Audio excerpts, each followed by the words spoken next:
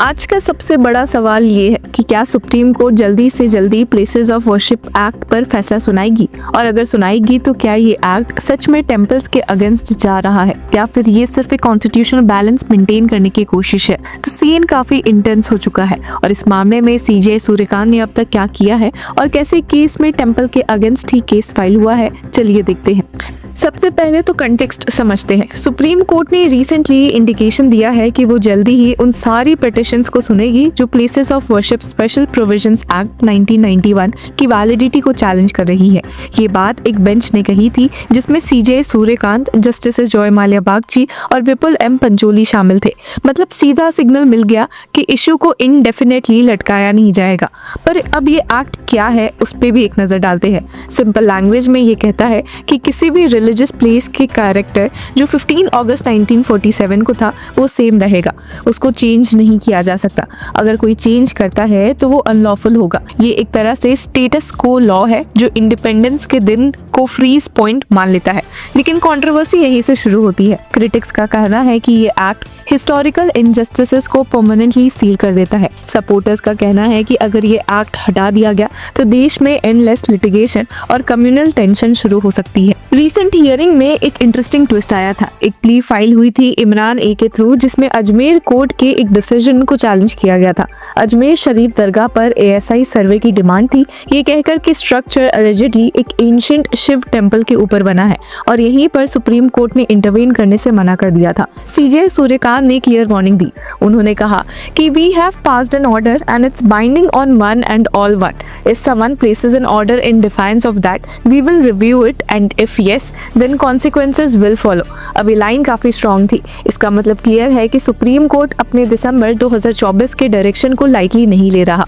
अब दिसंबर 2024 में supreme court ने ऑर्डर पास किया था कि जब तक एक्ट की वैलिडिटी पर फाइनल डिसीजन नहीं हो जाता तब तक कंट्री में कोई भी कोर्ट न्यू सूट रजिस्टर नहीं करेगा, प्रोसीडिंग्स इनिशिएट नहीं करेगा और इफेक्टिव ऑर्डर पास नहीं करेगा रिलेटेड टू द एक्ट। मतलब एक तरह का फ्रीज लगा दिया गया था। तो सवाल उठता है कि क्या ये freeze democratic access to justice को रिस्ट्रिक्ट करता है या फिर ये नेसेसरी था ताकि मल्टीपल पैरेलल लिटिगेशन से केओस ना हो। अब एडवोकेट विष्णु शंकर जी ने रिक्वेस्ट की कि उनकी प्ली लिस्ट की जाए जिसमें दिसंबर 2024 के डायरेक्शन को वेकेट करने की डिमांड है। कोर्ट ने कहा था कि पिटिशन लिस्ट होगी और सीजीआई ने एक इंटरेस्टिंग बात भी बोली। उन्होंने कहा कि let us see, we will finalise the hearing dates after the 9 जज bench, we will adjust it somewhere, show must go on. अब ये स्टेटमेंट बताता है कि कोर्ट अवेयर है सेंसिटिविटी का, लेकिन शेड्यूलिंग का प्रेशर भी है। वहीं दूसरी तरफ मद्रास हाईकोर्ट का रीसेंट जजमेंट डिस्कशन में आया है। यहाँ पर इशू थोड़ा अलग है। श्री अरुल मिघु राज कलिमाम टेम्पल रामंतपुरम में अलिजिडली गवर्नमेंट लैंड पर बना हुआ था।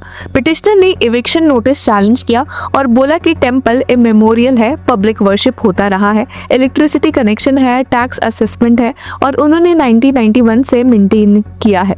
उन्होंने आर्टिकल 300E का भी सहारा लिया कि no person shall be deprived of his property save by authority of law. उनका कहना था कि इविक्शन आर्बिट्रेरी है और नेचुरल जस्टिस वायलेट करता है।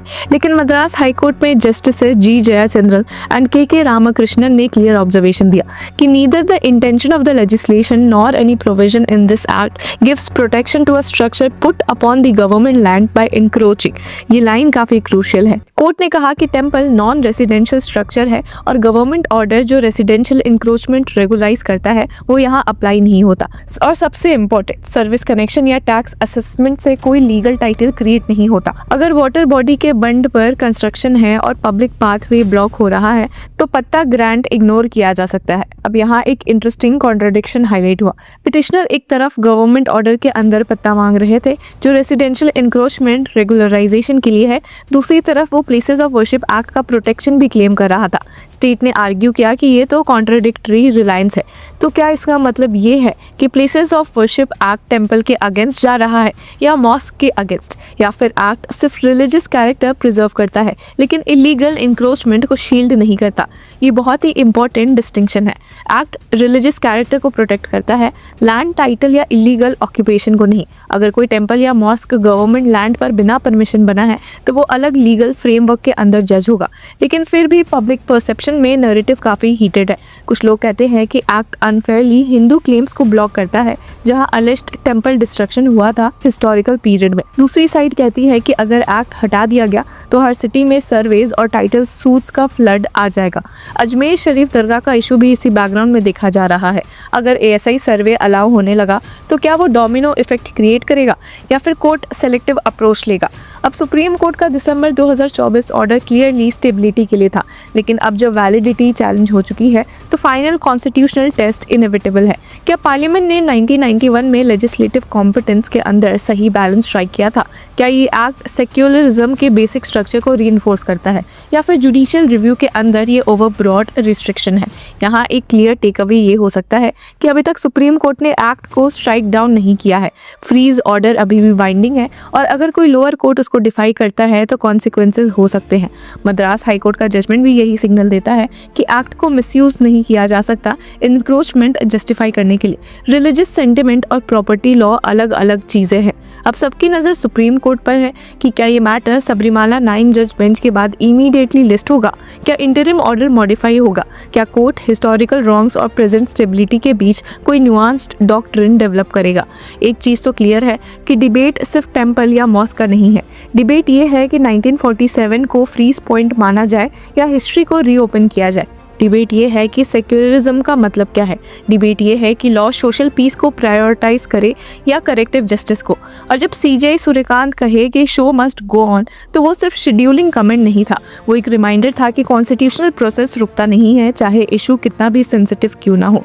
अब देखना ये है कि क्या सुप्रीम कोर्ट जल्दी फाइनल हियरिंग शुरू करेगी और क्या वो एक्ट को अपहोल्ड करेगी, स्ट्राइक डाउन करेगी या फिर कुछ पार्ट्स रीड डाउन करेगी। तब तक लोअर कोर्ट्स को रिस्ट्रेन में रहना होगा।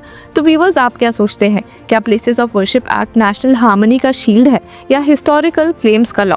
क्या ये टेम्पल्स के अगेंस्ट है या मॉस्क के अगेंस्ट या सिर्फ स्टेटस को के फेवर में है? कमेंट सेक्शन में हमें ज़रूर बताएं और तब तक के लिए कीप फॉलोइंग लॉ चक्र।